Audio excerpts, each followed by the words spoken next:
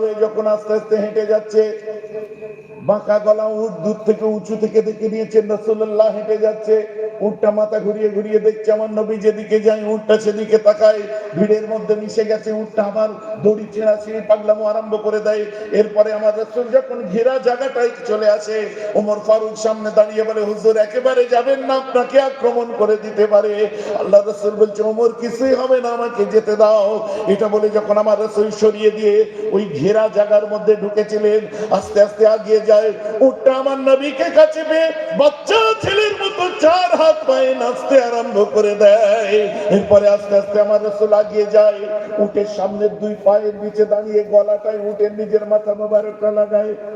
আস্তে আস্তে বলছে, বেটা খুব কষ্ট দেয়, টাইম মতো খেতে দেয় না, ওভারলোড করে দেয়, বেশি খাটায়, মনিব বেশি কষ্ট দেয় তোকে।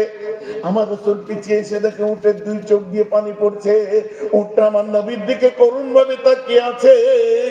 এরপরে বুখারী খুলে